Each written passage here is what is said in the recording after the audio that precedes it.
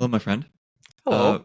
we are here once again, and it kind of seems like we're in the same place as we were in episode one. I don't know. Um, is there some way to figure out if it's different?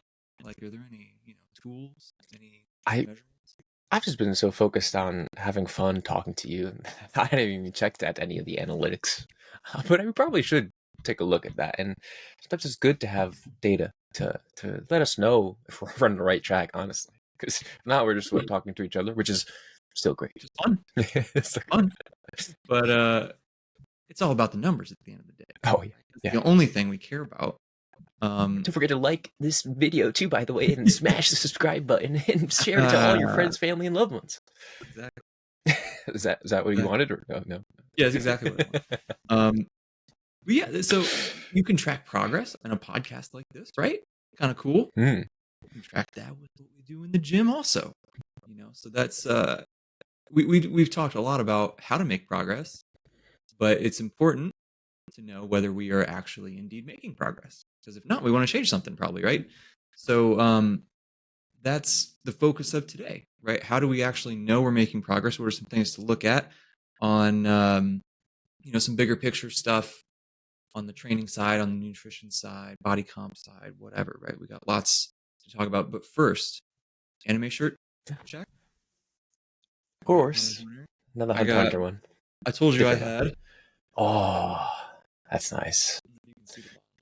I just got chills. Yeah. Again, the show started. We Yeah. got a couple episodes in again. Just so good. So much strength, so much wisdom, so much happiness. Heart. It really is. Yeah.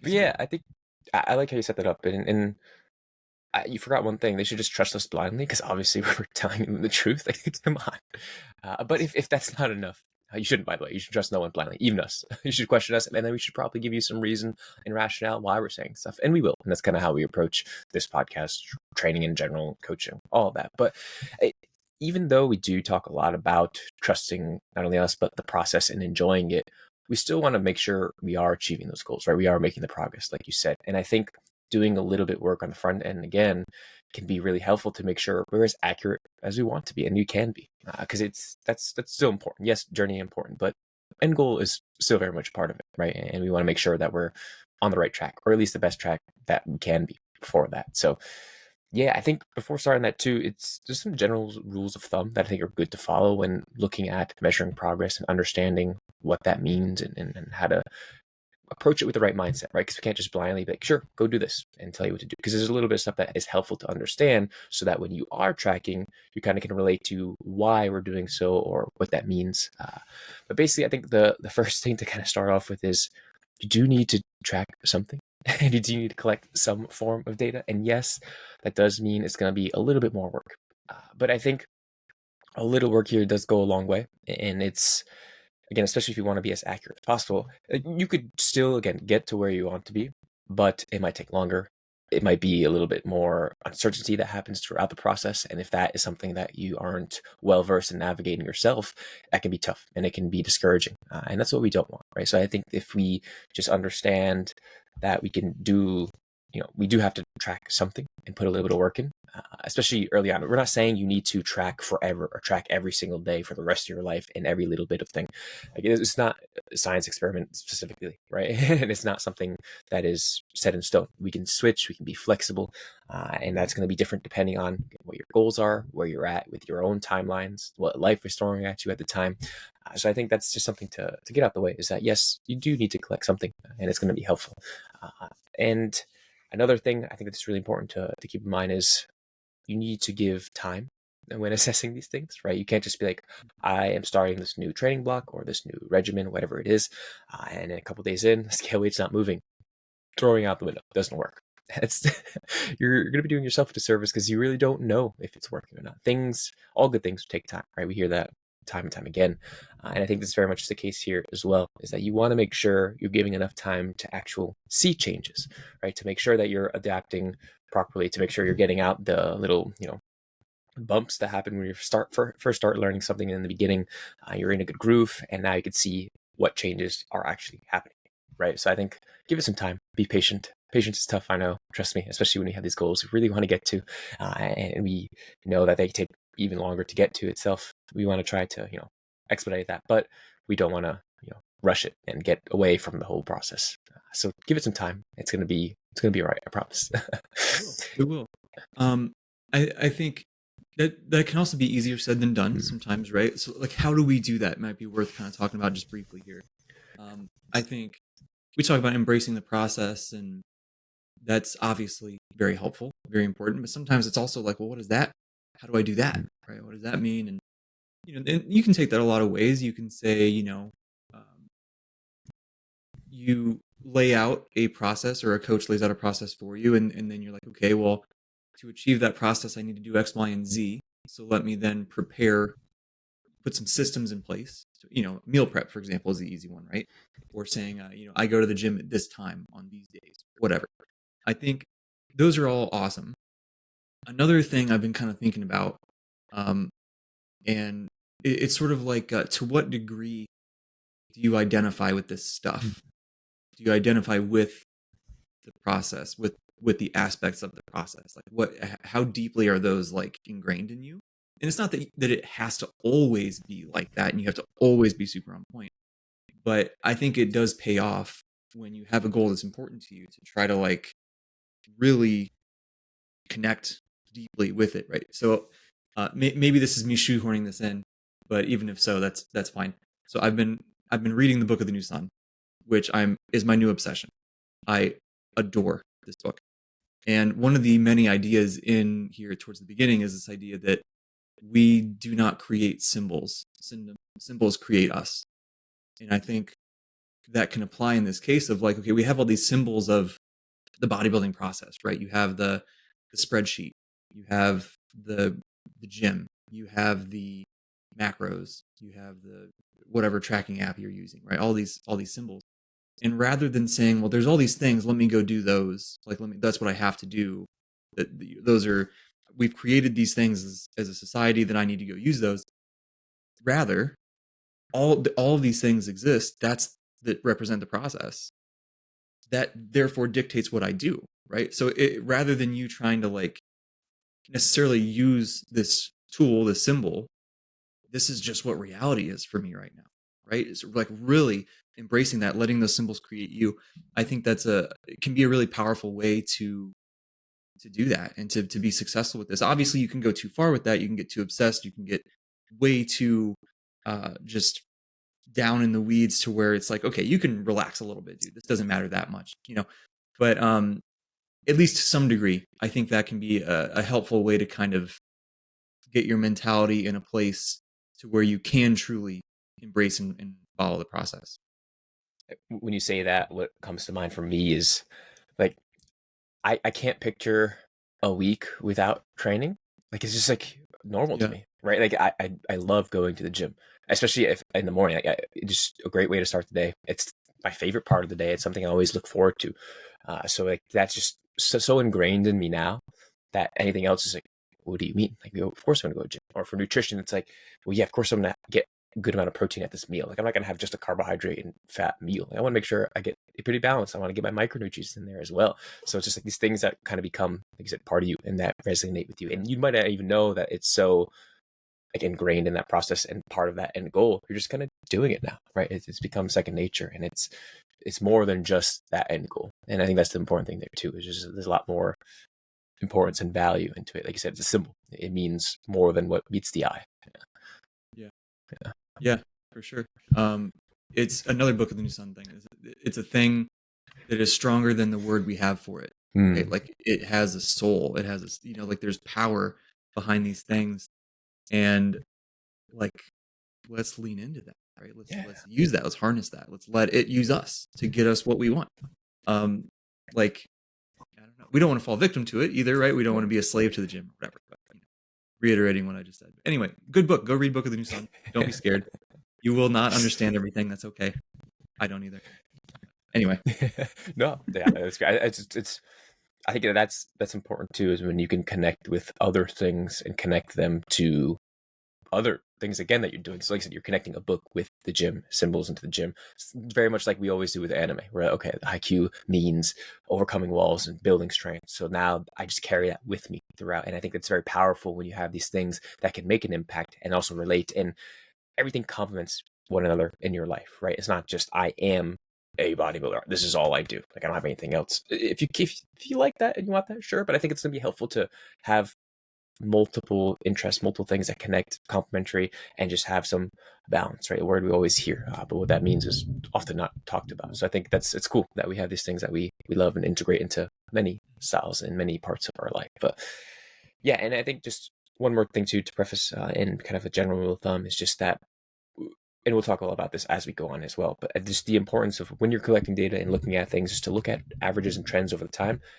We've said that through many episodes as well, but I think it really comes into play here when we're trying to assess progress, right? Things are going to change from day to day. There's going to be normal fluctuations. You're going to hold on to more water from stress, from salt, whatever it is. So scale weight's going to be different. Doesn't mean you gained a lot of weight. Your estimated one rep max is going to change. RPEs are going to change. That's okay. That's all part of it. It's still all important data. You want to be accurate with that data and just still note it. Don't lie about it to skew then the data later on. That's important too. But I think looking at actual trends over time is going to be helpful.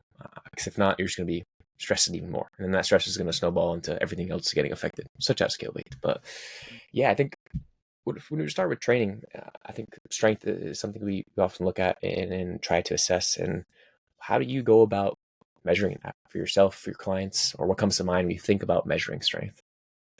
Yeah. Well, you said a couple of them there a minute ago, right? I think there's the good thing about strength is that there's some more options, more tangible things, right? So, of course, either directly 1 rep max if you're testing that, or 3 rep max, or 5 rep max, whatever, right? If you're doing some maximal strength test, isometrics even, right? You have that landmark you can compare over time, clear.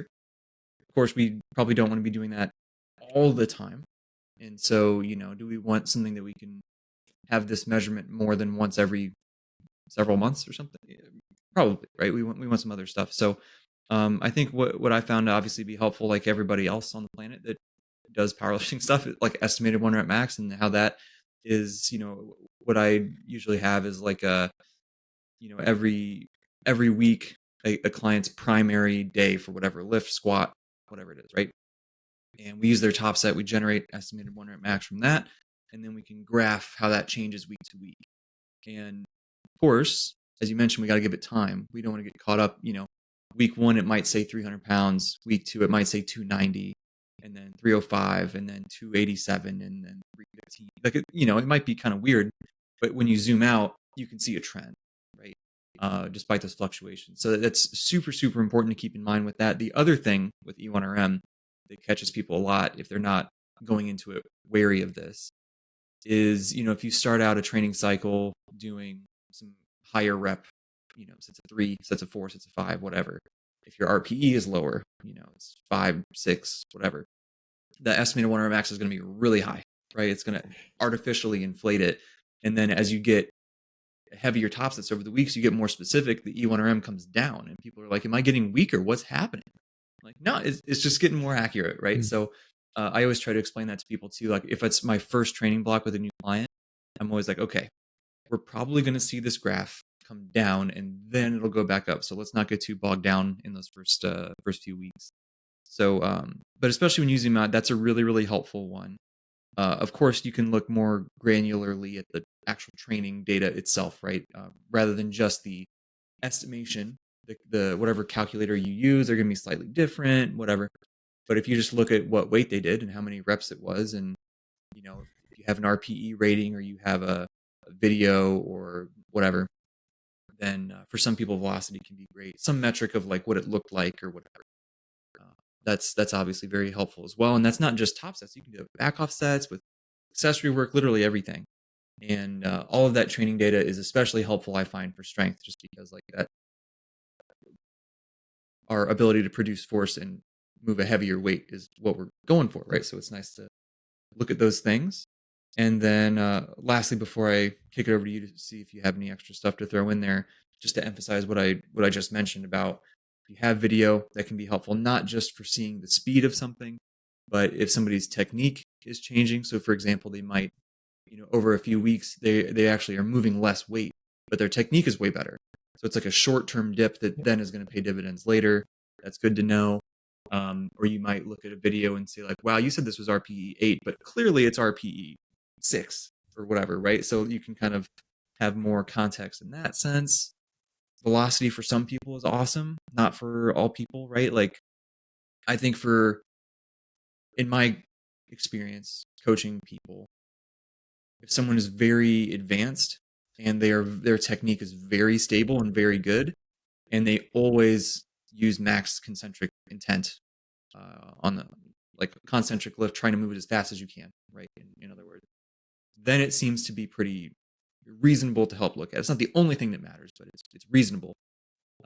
Some people, it's just like, hey, this is too messy. We just can't, it's not useless, but it's just hard to say much confidently, right? So I would say that's most of it right there that I tend to look at. Do you have anything else that you kind of look I up? think you covered most of the things, but I think I I don't, not that I look at it differently, but I think it's important that whoever is looking at it, or if you're doing it for yourself, is to then like just understand, one, just keep it consistent no matter how you approach it, right? Because if you're, even if you're quote unquote wrong, if you're consistently wrong or using the same metrics, like you're still going to have some idea of what's happening. So there's that. But also I think what's really important, and something we talked about in a previous episode, is just understanding, or I just kind of defining what strength means to you, right? If it is like, once you have that definition, you can then pick maybe a tool that's more appropriate for it, and you're likely going to choose multiple tools, right? So if it is 1 rep max, maybe you're throwing in singles more frequently in there to have an idea, or to keep the practice of the skill even, or it's just like top set and then you do your back downs, and you're using that top set as that more accurate piece of data, so to say.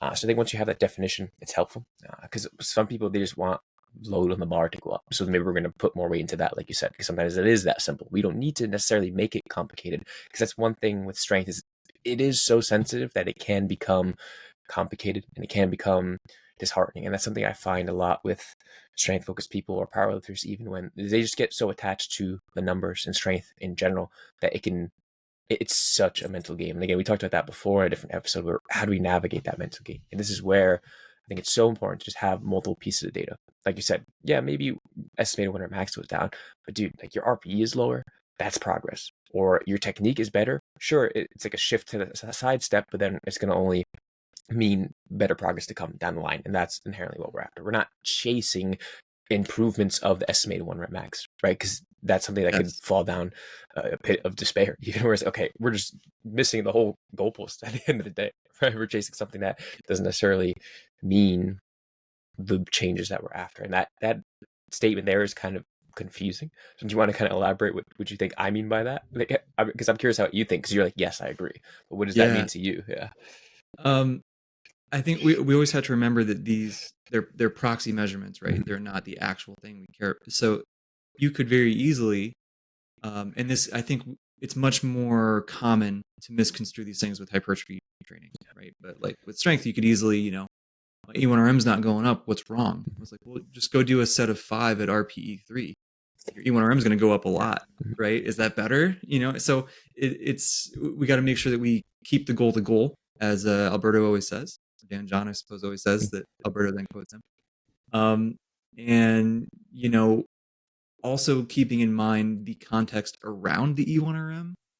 Like there's going to be where you in a deficit versus in a surplus. That can change things.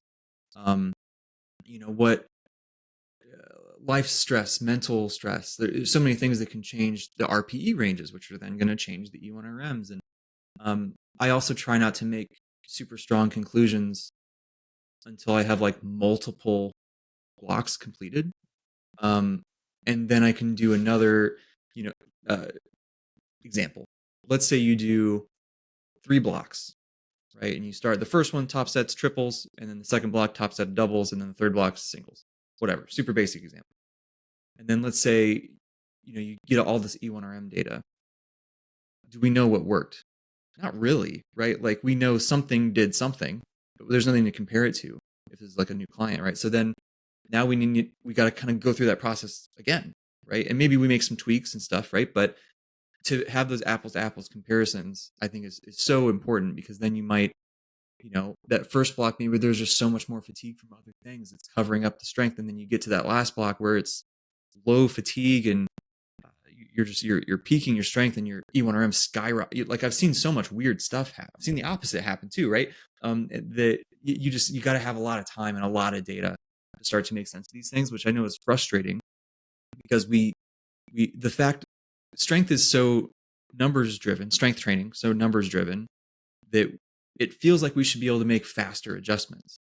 And I think we can compared to bodybuilding, for example, but it still is going to take some time, right? We got to have some patience. So anyway, those are the things that kind of came up when you said that. Yeah, that's so well put. And I think that's why I like being slightly more feelings driven than data driven.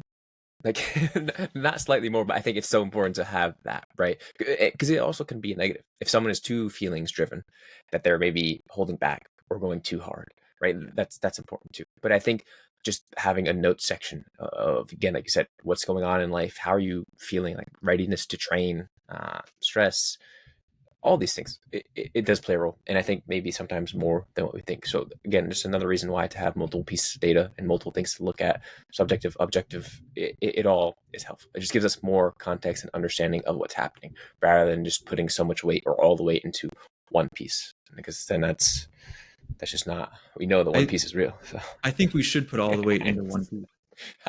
I was waiting for it. I was like, I'm gonna throw out this bait right here to see what happens. But yeah, I think it's so well said. And again, with strength being so sensitive, it's just be patient, give it the time, collect the data, and it's like you're gonna still make progress, even even though if it doesn't show in the short term. It's hard. I think this is a general statement too. It's hard not to make progress in any Yep. form of training, right? Like something's always gonna be better than nothing. So that right off the back, like you're in a good spot, right? Even if you come from doing nothing at all, like just being a couch potato, and you do one set of push-ups, boom, that's good. But of course, most of the people here or that are listening, there's a little bit more to that, and we want to make sure we're as accurate as we can, and that's why we're talking about it. But even still, like it's one of those cases of worst case scenario, you're going to be maintaining, if not slightly gaining, right? And then from there, it's a constant refinement, so that we're ensuring we're improving as best as we can, right? Yeah. So that's where we talk about how important it is to give things time, even if it's like an 8-week block. Hey, we're going to try this out.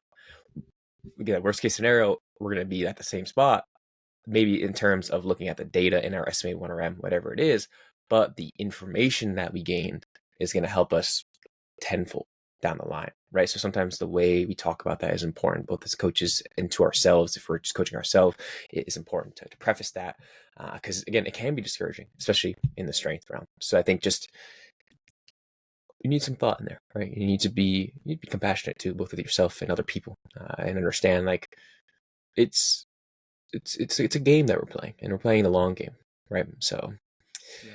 I'm really glad you brought that up.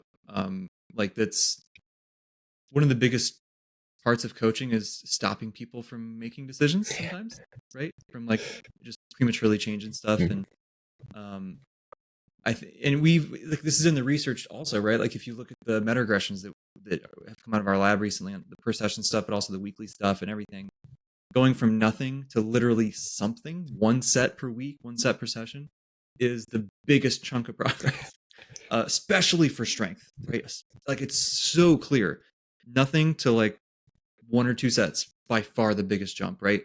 And then there's little optimizations or whatever we can talk about, but it should be comforting, I think, that like you're not this one little, using 74% instead of 70% on your back off sets isn't gonna, that's not the difference between you and whoever Russell else, Ori. like Russell. I was like, who's another example?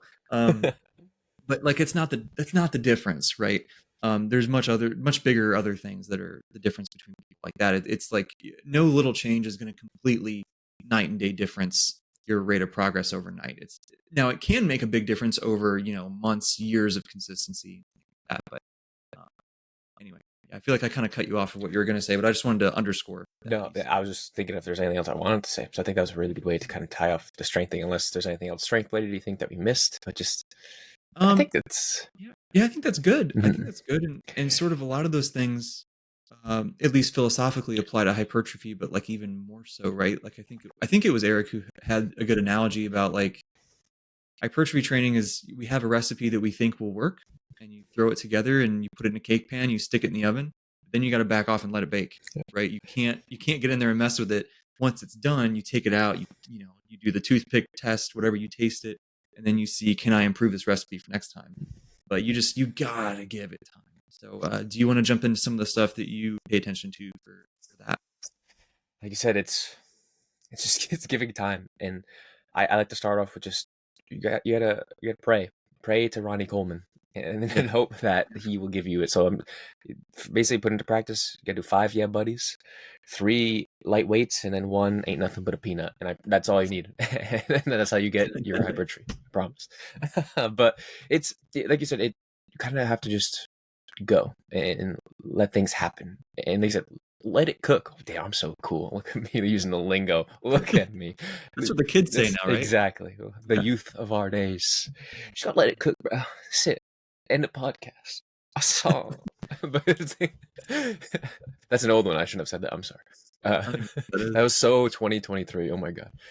But yeah, it's I think it is very much the long game. So it almost makes it harder to get people to buy in because you're like, hey, you just gotta trust me, and you just gotta put in the work, and then it's gonna happen. But as we know, the bodybuilding or hypertrophy game is the epitome of delayed gratification, right? So I think like we talked about early on, and like we're talking about now, just making sure that you're falling in love with the process and specifically what that process means, and just setting yourself up so that you know you can replicate getting to the gym week after week, day after day, whatever it is, and just putting in work. Like I said, that's going to get you 80% in the way. But of course, if you want to maximize and want to refine things, I think it's still important to collect data in that front. And I think, like I said, very similar to strength, just tracking performance is still very helpful here.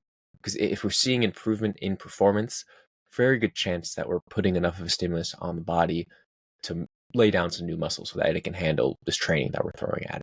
Right. So I think that's just, it's still helpful to do so. And sometimes that helps detach from the very specific hypertrophy body composition goals and focus on something that's more tangible while still having that end goal be hypertrophy. Right. So you're not always flexing every single day. I mean, maybe you are to check like, hey, new hypertrophy, no hypertrophy, because that's you can't really tell. But if you're seeing the training and the progress from month to month, even or whatever it is, like yes, I got another rep in, or my RPE is lower, right? Some performance metric that you can look at that's gonna keep you again training, and that's gonna kind of soothe the mind, and then just put you on the right track essentially. So yeah, I think that's helpful, and specifically when performance, everything like we said above. But I think being more open to small changes, just like I said before, right? Like another rep is still more, and then the last week typically, right? And I think over time that adds up, especially if we're doing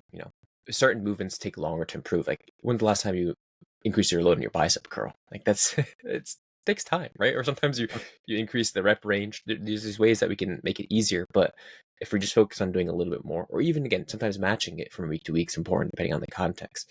That's helpful. But I think the biggest thing here is just still tracking something to make sure that you know you're checking the right boxes to make sure that you're creating hypertrophy, right? So your technique is still there. We're not chasing load at the expense of technique, or we're not just letting gravity take over and lose all that tension, so that yes, maybe load's going up, but you're losing the tension from actually having control, or you're losing range of motion, right? So I think that's why it's having that performance focus and these different metrics of video, RPE, all that it can be really helpful in that. So any other performance things that you kind of come to mind that you think are helpful, like soreness or anything else that you track that's different maybe from strength or still similar? Yeah, a little bit. Yeah. I think just one quick thing to build on what you were saying also is like, I think that makes perfect, you know, months from now, if you can do 20 more pounds on the hack squat for the same number of reps to failure or whatever, you're probably bigger, right? Mhm. Like, um, especially if we think about if hypertrophy is really just a structural change to support the training adaptation that's happening, and the training adaptation being logically, it would make sense that that is like strength endurance, quote unquote, right? Like strength in the whatever rep range that you're working in, say it's 8 to 15 or something, 6 to 15, whatever we want to do. That like that makes sense that those things would tie together pretty closely. But even if they don't, let's say they're not related at all, it's still so helpful to track it because it keeps you engaged and Mhm. it keeps you training hard. And it's like those are the things that matter, I think, right? Um, so it's so even if it, even if eventually we find out that it's not actually that well correlated as we think it would be, and things like, it still makes sense to do for psychological reasons, if for nothing else, adherence reasons, fun. Like, who wants to just go in and, if literally the only thing that we could think about in the gym with reasonable defensibility is like just train hard, numbers don't matter, whatever. Like, it's not fun, right? We're gonna get disengaged, and it's just, chasing stuff is fun.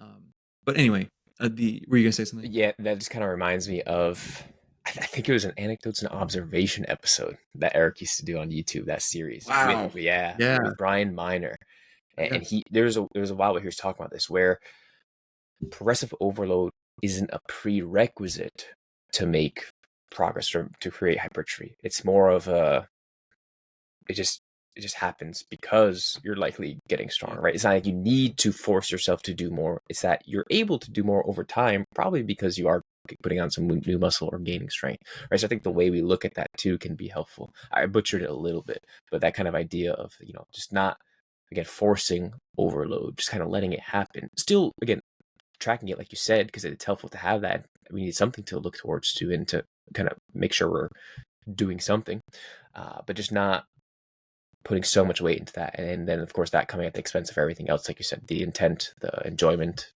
all that technique. So, Yeah. yeah. Yeah. Um, Other stuff beyond just actual training performance. You mentioned soreness and stuff like that. Like, um, I do pay attention to it. I don't put all the weight in the world on it, but I'll pay attention to it a little bit, because I think if we have multiple things that all point in the same direction, that's helpful. Logically speaking, like, we don't have research on these things. Mhm. There's a little bit, if you if you really squint at it and like kind of look sideways at it, you can make an argument Mhm. about some pump stuff that none of it's direct, none of it is trying to test whether the pump is helpful for hypertrophy or whatever. But I made an Instagram post about it a few months ago that was kind of looking at some stuff, and it's like there's a couple examples of studies where they compare muscle swelling between two different exercises, and then a separate study that's comparing hypertrophy between those two different exercises. And it's like, did the muscle in this study that got the better pump from exercise A also, did that muscle grow more from exercise A in this separate study with separate people? So it's very messy, but it's sort of the only thing you can sort of call evidence at this point, which is unfortunate. And part of my dissertation is going to look at some of this stuff a little bit, like, and even that not directly. It's just going to be looking at correlations and stuff.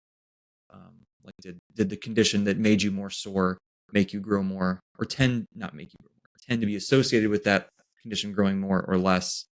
Similarly with pump and just perceived difficulty of the session, that kind of stuff.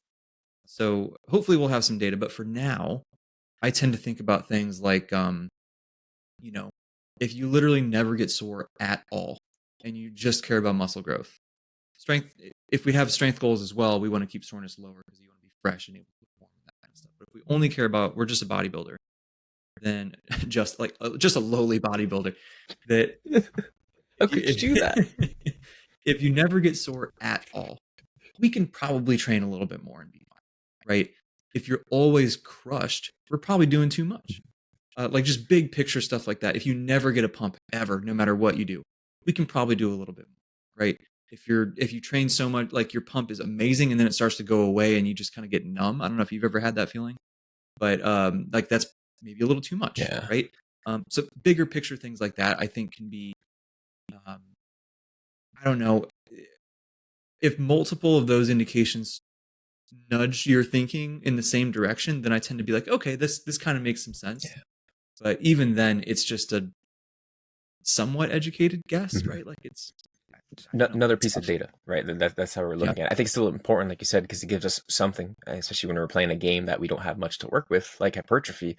It can point us in the right direction, right? Just like you said, pumped enough, sore enough, but not too little or not too much, right? And because then on either end of that spectrum is where we can likely make adjustments. If you're right in the middle, cool, and then maybe we can play around with it. Like one thing that I actually found recently in practice with client is we were trying to bring up some lower some quote unquote weaker muscle groups. So we started throwing in some more volume in there, adjusting technique a little bit, and specifically one movement that we added in and adjusted technique, notice soreness came up quite a bit more from that. So like, okay, probably a good indicator that this approach for this technique is hitting the muscle like we want to, right? Like, cool, we have toes point out a little bit more. We're focusing on the glutes contracting rather than back coming up first in the 45-degree hip extension.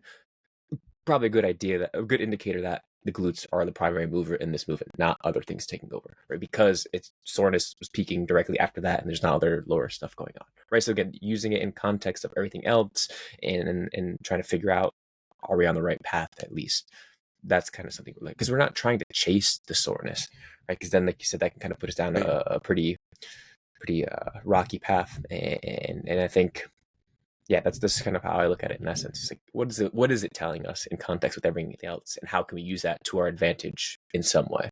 Yes. Yeah. And the in context with everything else is very vital, Yes. right? Like um, things need to be more or less consistent week to week to actually get anything out of this, Yep. right? Like if you're changing your rep ranges all the time, you do a really high rep range, you're going to get a better pump. Mhm. You're probably going to get a different, maybe you get more sore if you're used to low reps or vice versa, right? Or if you just change the exercise, that can make you sore for no other reason than just the novelty. Like there's so many things that can impact the pump and soreness and all that, that we want to make sure that it's a smooth playing field and we're comparing apples to apples, like we said earlier.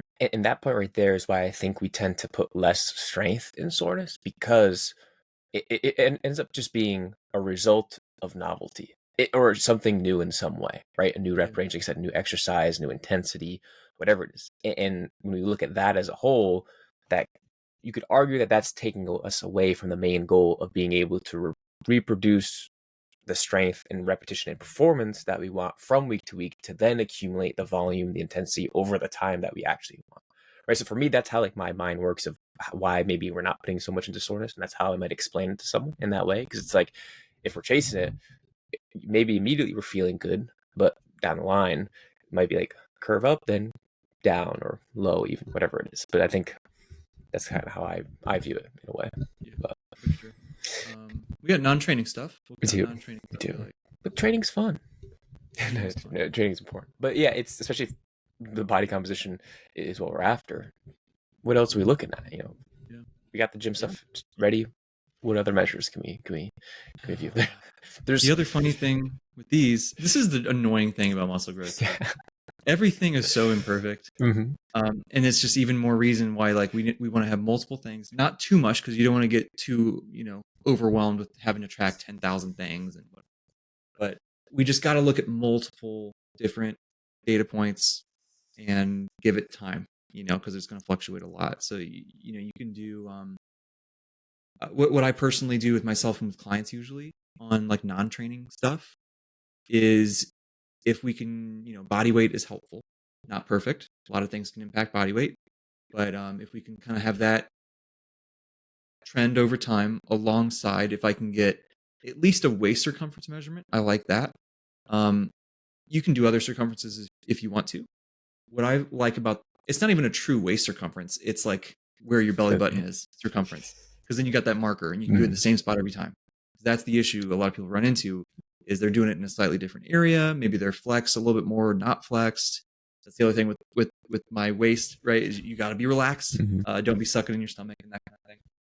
So you do have to be honest with it, but that can be helpful. I like that area, not just because of the ease of hitting it in the same spot, but like that's the place most of us want to lose fat from, and it's the place most of us want to avoid gaining fat in, right? So it's just nice to keep an eye on it. But you can do arm circumference, you can do leg circumference, you can do chest, you can do whatever you want.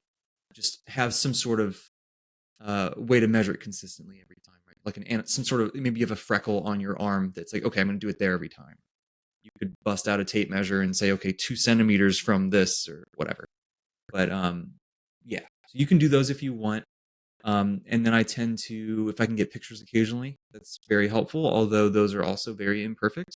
and we need to get as consistent pictures as we possibly can. And even if the lighting's not ideal, as long as it's consistent every time, like you were saying earlier, if we're consistently off, at least it's consistent and we can see the change over time. That's what really matters. So especially if you have somebody who's dieting, or if you have like somebody in contest prep, for example, like you have to have photos because everything else starts to get less and less helpful as you go, and you got to really rely on the look because that's the goal at the time, right? Um, so things like that are what I tend to do. If it's somebody who's not in contest prep or something and they're just trying to change their body comp a little bit, then pictures are still helpful, body weight's still helpful, circumference can be helpful, but also just like, man, uh, are are people saying stuff like if people are like, dude, like I had somebody just mentioned I look jacked, and I was just like, whoa, I didn't, no one told me that in a Yeah. long time or whatever. Yes, right, like, because we look at ourselves so much, we see ourselves in the mirror almost every day, and it's just so hard. You mentioned this earlier too, like it's such small changes, it's so hard to see. And if somebody hasn't seen you in a few weeks or a few months or whatever, then they'll notice probably, right? So some things like that. But the name of the game to me is just consistency, right? Of consistency of how you measure the thing, whether it's photos, circumference, body weight, same thing. We want to do that in similar conditions every time. You know, we've all seen the people who hop on the scale after their workout at the gym.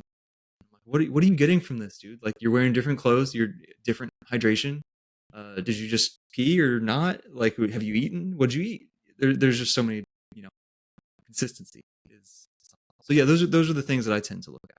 Yeah, I'm pretty much the same way, but since you went and said everything nicely and put it in a positive way, I have to play devil's advocate and say Okay. all the actuallys, so to make sure that we're as honest as we can. Because, like you said, it's so Yeah. important, and I think it's important to talk about that. And the pictures one, I think, is the biggest one, right?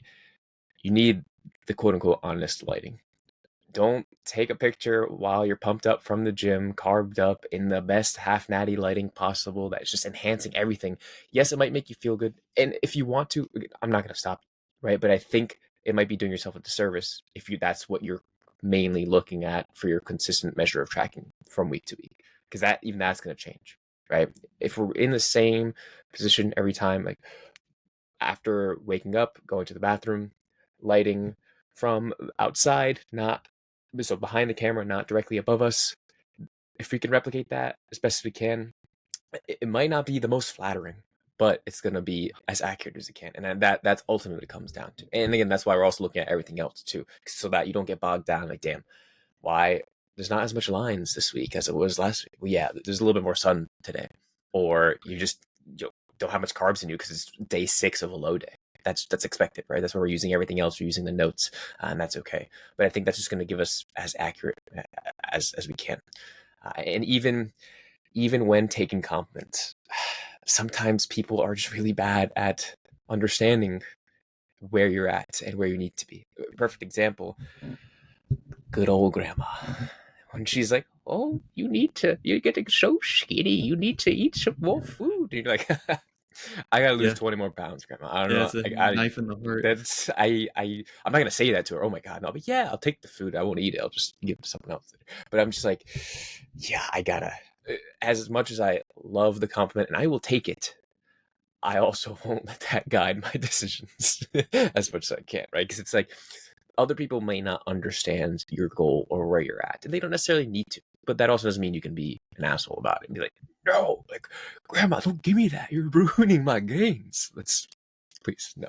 But I think again, just like understanding how to take other information, as always, any type of information, positive, negative, is important. And in this case, just knowing where your goals are, where you're at, and how that applies is important. So yeah, the little I got to bring in the bad news for everyone. Sorry about that, but it's important.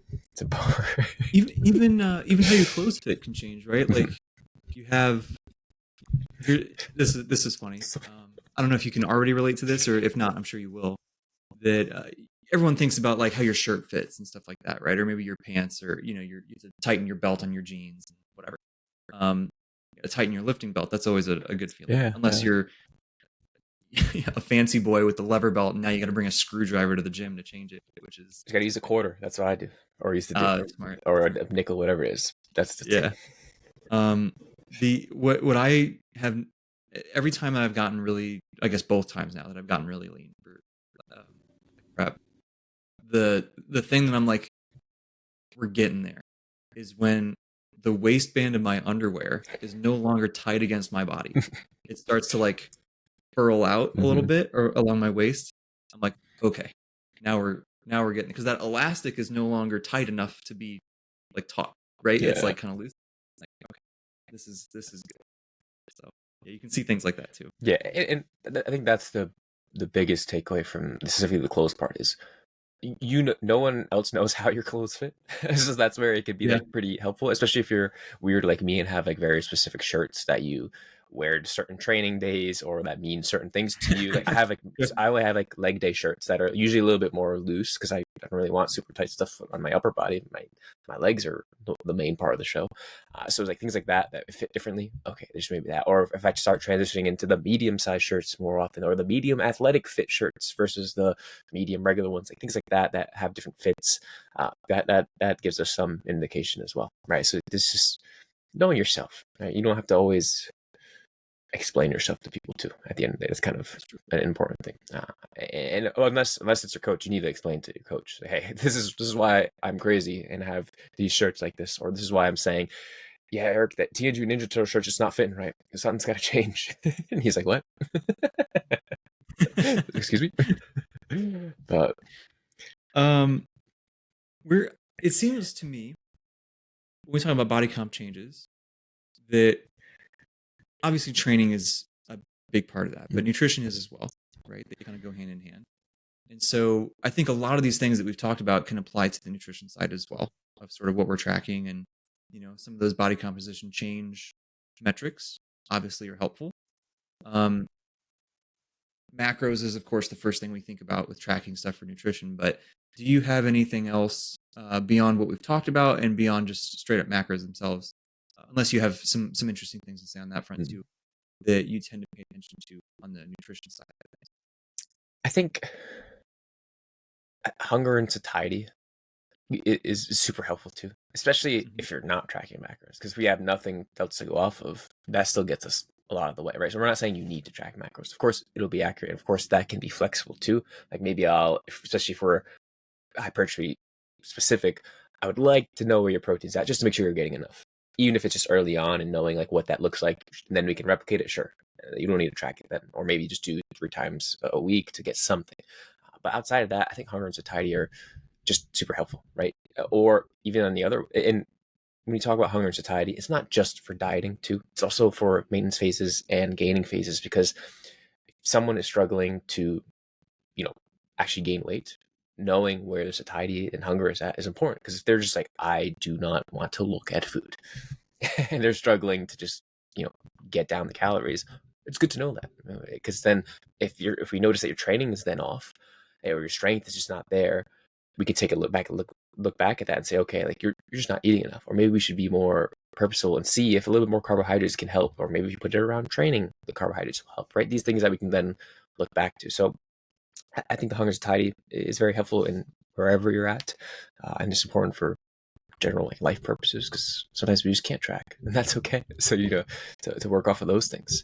Um, I think like micronutrients are also so important, and I think that's because we talk so much about macros, and macros typically lead to the body comp. And yes, body comp's important, but how we're feeling is also very important, and the micronutrients tend to have a pretty good relation to that, right? Like we want to be as close to that 80-20 rule as we can, where we're getting most of our food through whole food sources, or most of our calories through whole food sources, because then if we're feeling better, everything else just falls into place, right? Training's gonna be better because you're not maybe as sluggish. You're just in a better mood, so you're not as stressed, whatever it might be. But just, and of course, just general health again, and longevity. Like, yeah, we need micronutrients, we need the vitamins and minerals to live, right? I think that's something I maybe look at as well. But other than that, for just nutrition wise, it's just general habits, right? And focusing on the tangible stuff at the end of the day. What about for you? Anything comes to mind for nutrition Yeah. stuff? I think the only thing that I would add is exactly what you threw at the end there. Some of the habit based Mm. things of, especially if someone either doesn't want to, or for their their goals and where they're at in their sort of uh, their arc of mastery over nutrition stuff, whatever. Maybe they don't need to track macros. It's just not that helpful for them, right? Maybe we need to start somewhere else. And I've changed my spreadsheet for different people and had it just be like, okay, like we're gonna like check this box if you ate vegetables today, or check this box. Eventually, it's like, did you have vegetables twice today, or you know what I mean? Like you can change it as you go, and or maybe you do it based on did you have protein at every meal, or how many meals of the day did you have protein at, or did you get at least this much protein in every. Like there's so many iterations of like the habit based things, and you can do. I think I mentioned this in a prior episode. Like you can do so many cool things with it, right? You can have it just listed out, and they tell you yes or no. Did I achieve this? You can have little check boxes. You can have those check boxes fill up a progress bar in the spreadsheet. It's fun, like a video game, and like you can do so many fun things to kind of help encourage the adherence and just all of that. But yeah, I think that's probably the only other thing that I've done beyond what you have talked about so nicely there. And then I think the only other thing to maybe tack on is like some of the just general psychological things. You mentioned hunger and satiety, and that's obviously super important. And throwing in some, and this doesn't even have to be measured, right? This can just be talking to somebody, and I find a lot of these more ambiguous things can be helpful just by talking to somebody about like, how do you feel about the progress you're making, right? Like, are you happy? Are you satisfied? Or are you not? Are you kind of impatient and antsy and you feel like nothing's working or whatever? Because maybe they're not right. I've certainly had that. People are like, dude, like things are not moving. We got to change some stuff. And I'm like, well, look at this data. Like things are going really well. And vice versa, right? Maybe somebody's stoked, and I'm just like, on my end, I'm just like, oh, geez, they haven't hit a PR in 6 months. Like I need. So like you gotta get out ahead of some of that stuff. But anyways, some of those bigger picture enjoyment level stuff, even how well do you feel you adhered to the plan, right? We can track all this data. That's awesome. But if they're not adhering to the plan, we got to either see if there's some stuff we can work on their end, or maybe it's just not a realistic plan and we got to change some stuff on our end. Use teamwork to find the best plan. And, there's some stuff there. What I'll also say is I mentioned how conversations can be really helpful for those things.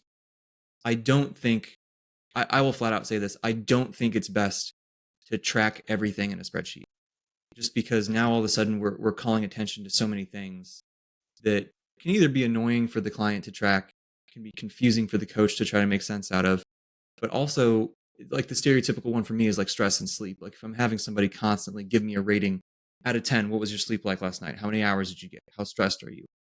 Then they show up at the gym and maybe they would have felt fine.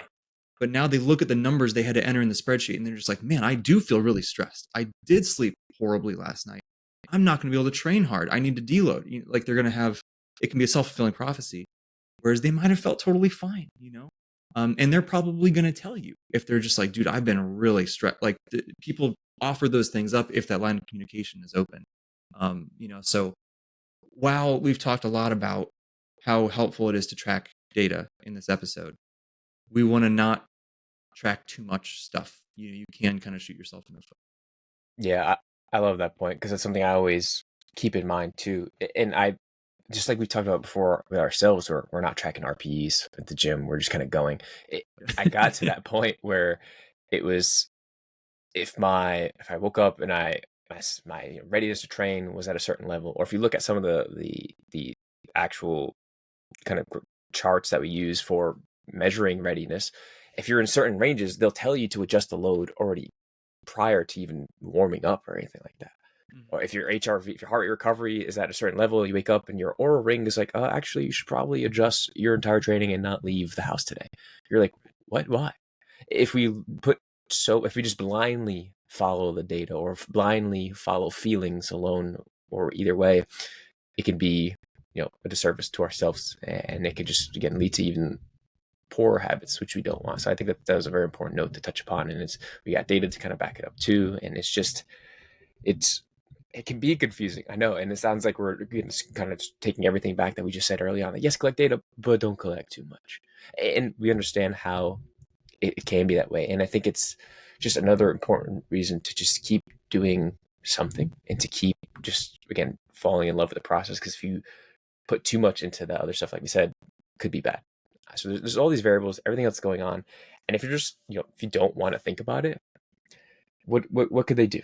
What could they do, Jake? Any of the options if someone's just like, I don't want to have to think about any of this training and nutrition stuff, like but I still want my goals to be achieved and I want to learn. Well, it sounds like they don't want it bad enough, and they'll never be a champion. They'll never be good enough as people, exactly. Not even as lifters, just as people. I mean, they're just pathetic. Nice. The evil No, none arc of that is starts true. now. Oh no, okay, never mind. Well, the villain arc will not commence. Sorry. Villain arc, corruption arc, whatever we want to. Spoilers. No, obviously, none of that is true, right? There are many reasons why somebody might not want to deal with the headache. This is why coaching exists, right? And obviously, the both of us love coaching. That's what we do. We feel that we are good at it. But that's also why there's so many coaches out there. Different people have different approaches. You might have some people that disagree with some of the stuff we talked about here today. That's fine, right? I think that a lot of these things are up for interpretation and up for what somebody's experience training and coaching and whatnot can tell them. And so if you want to offset some of that decision making onto a coach, as we've talked about on here many times before, do your research, right? Look into different people, see what they do, see if you kind of mesh with their personality style, their coaching style, etc. But yeah, all that to say, ignore everybody except for myself and Colby and just hire us. Well, exactly. Not just a shameless plug, promise. But yeah, like you said, a very good point. It's even if you're just talking to a friend or someone else, sometimes just talking about it or getting that information out of your own head is helpful. And having someone else be like, dude, you're just overthinking it. Like, just train. Yeah. Or like, don't worry about it. Or, hey, you should probably track something because it'll be helpful so you get more information, because everything you're telling me is very little. I don't even know what's going on. So how do you know what's going on? Right? So whatever it is, having people around you, coach, friend, family, anything, online resources, whatever it is, I think is very helpful. And kind of to summarize everything we said, just collecting some data, it's going to get you as close as we can. We can be accurate. Be flexible with that. Be open to ranges, trends, averages over time, trying out different measuring techniques from one block to the other. But I think just doing something can go a long way. And as we talked about, something is always better than nothing. But at the end of the day, promise you're going to be all right. You're going to be making some kind of gains. And that's what it's all about. Enjoy the process, have some fun, collect some data, and we're in this for the long game. So plenty of things to look forward to. Yeah. But yeah, well said. As always, great episode. Appreciate y'all being here. And as we'll catch you in the next one. Bye.